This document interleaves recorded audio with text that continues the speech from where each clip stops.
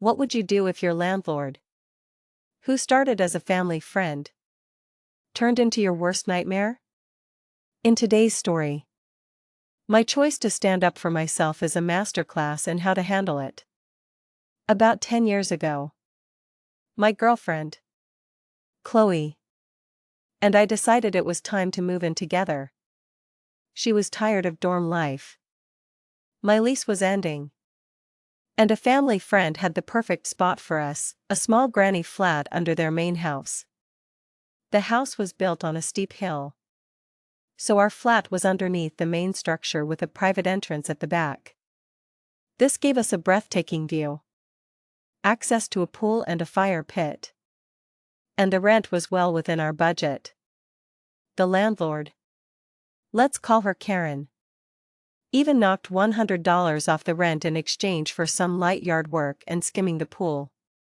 It seemed like a dream setup. Plus, having grown up with parents who owned rental properties, I had a decent amount of experience with maintenance and had even seen a few court cases unfold. That knowledge would prove to be invaluable. For the first couple of months, everything was idyllic. Then, the fighting started. Karen and her wife would have these vicious, screaming matches that echoed through our ceiling. We'd hear stomping, things being thrown. It was honestly shocking that two people could be that angry at each other so frequently and still stay together. I eventually sent a polite email, just mentioning that the noise was making us uncomfortable and asking if everything was okay. Their reply was cold and dismissive. "You're lucky you have a place this nice." This was the first hint of Karen's true nature. But I had no idea at the time that this dismissiveness was just a prelude to outright illegal harassment. After that email, Karen's attitude shifted. She started micromanaging the yard work I was doing. She claimed I was doing the pool maintenance wrong, insisting I vacuum and skim the saltwater pool without adding any chemicals, which is just not how they work. They need less chlorine than standard pools, but they don't need zero. Then she told me to stop using the lawnmower, which she said was old and tired, and to trim the entire lawn with just a weed whacker. It was all incredibly petty. The absolute last straw, however, had nothing to do with her. A driver was shot in what looked like a gang-related incident right across the street from our house. That was it. We decided to cut our losses and find a new place. We were on a month-to-month lease, so we found a new apartment with one of Chloe's college friends that would be available in 30 days. We sent Karen a formal email giving our 30-day notice, and that's when she completely lost it. Her harassment went into overdrive.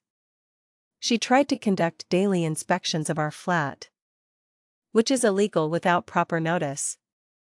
She'd call and email constantly, piling on a list of chores she insisted we complete.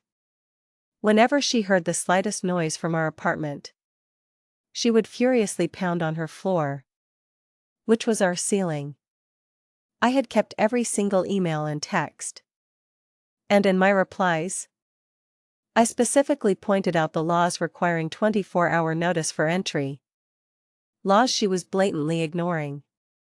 Then she tried to bring prospective renters over for viewings with absolutely no warning. We saw them coming and flat out refused to let them in. The most dangerous incident happened 2 weeks before our move-out date. I was at work and Chloe was in class, but our cat was at home alone in the apartment. We received a text from Karen announcing that a pest control company was there to spray pesticides. And the text arrived at the exact moment the spraying was starting. I have severe allergies to most pesticides and needed to know exactly what was used. I rushed home from work, went straight to her door, and demanded a copy of the pest control receipt. This single, desperate lie revealed Karen's fatal flaw, a sense of entitlement so strong she believed she could fabricate reality itself without consequence. It was the mistake that would unravel her entire case. She went into her office and returned with a copy of the work order. To my horror, every single chemical on the list had been checked off. Every single one. My heart sank. I grabbed the falsified receipt, ran downstairs, scooped up our cat and a few changes of clothes, and drove straight to my parents' house.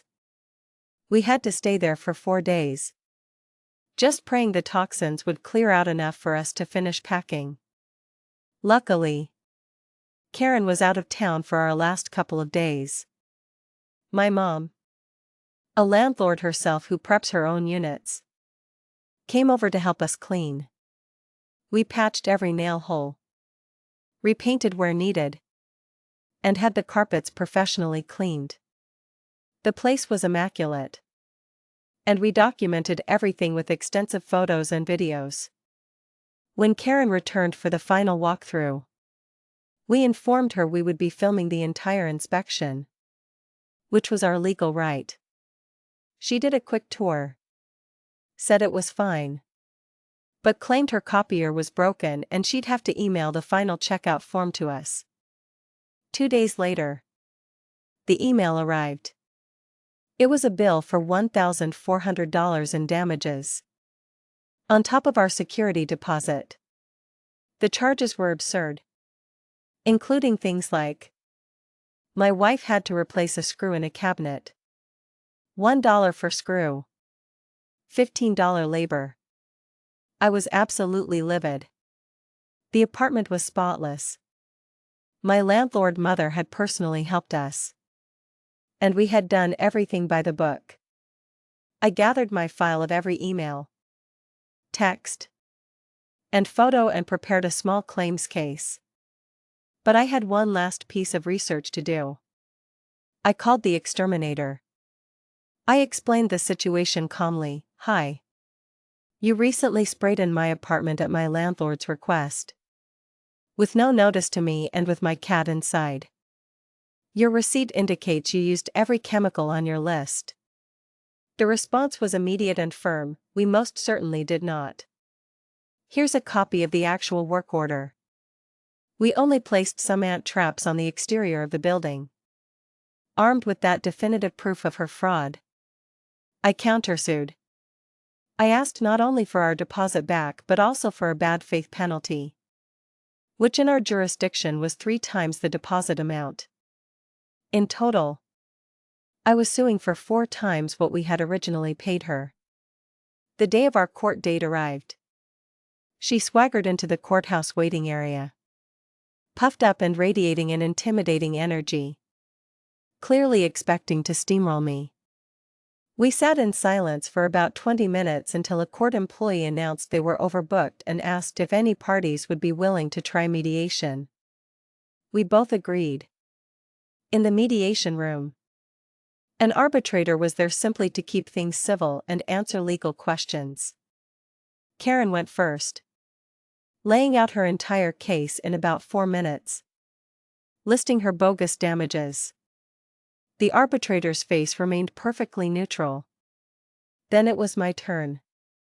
I calmly presented my case, meticulously detailing each legal violation, each harassing text, each lie.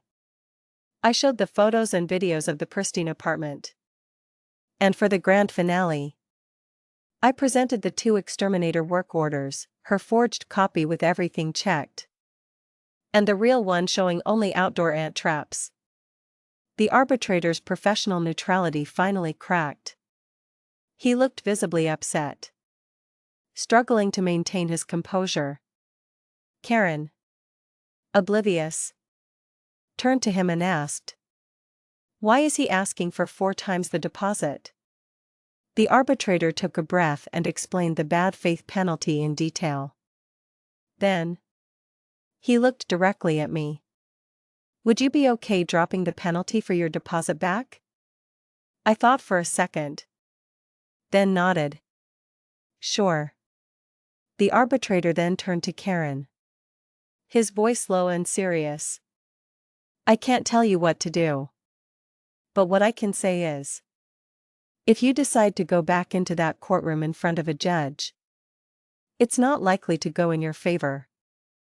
I got my deposit back that day.